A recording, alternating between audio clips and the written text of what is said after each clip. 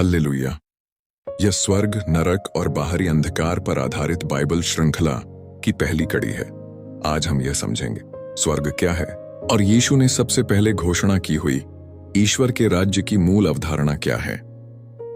जब यूहन्ना कैद किए गए तब यीशु गलील में आए और परमेश्वर का सुसमाचार सुनाते हुए कहा, समय पूरा हुआ है, परमेश्वर का राज्य निकट आ गया है, मन फिराओ और सुसमाचार पर विश्वास करो। यीशु के अनुसार ईश्वर का राज्य कोई दूर का स्थान नहीं, बल्कि वह क्षेत्र है जहां परमेश्वर शासन करते हैं, जहां राजा का अधिकार होता है। और यह राज्य दो पहलुओं में प्रकट होता है। पहला, ईश्वर का राज्य जो पहले से ही हमारे भीतर आ चुका है।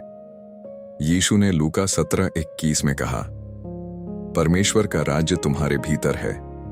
अर्थात जब हम यीशु पर विश्वास करते हैं तो परमेश्वर का शासन हमारे हृदय और जीवन में प्रारंभ हो जाता है। इसे बाइबल पहले से उपस्थित ईश्वर का राज्य कहती है। हमारे भीतर स्वर्ग तब दिखाई देता है जब हम पाप से मुड़ते हैं, यीशु को अपने जीवन का प्रभु बनाते हैं और पवित्र आत्मा के मार्गदर्शन का पालन करते हैं। जब हम प्रार्थना करते हैं, उपासना करते हैं और प्रभु की इच्छा का पालन करते हैं तो हमारे जीवन में ईश्वर का शासन अर्थात स्वर्ग कार्य करने लगता है। दूसरा, भविष्य में पूरी तरह पूरा होने वाला ईश्वर का राज्य।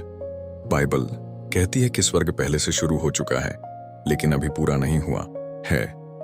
जब यीशु फिर से आएंगे, पाप और बुराई पूरी तरह समाप्त हो जाएंगी और नया स्वर्ग और नई पृथ्वी प्रकट होगी, तब परमेश्वर का राज्य पूर्ण महिमा में स्थापित हो जाएगा।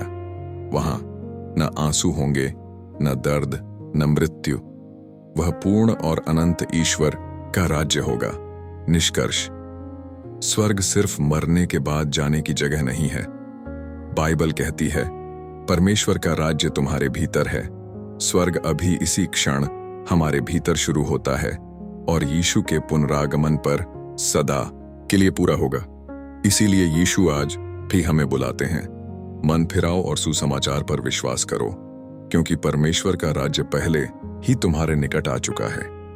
परमेश्वर का राज्य आपके जीवन में भरपूर हो। यीशु के नाम में आशीष की प्रार्थना करता हूं। आमीन।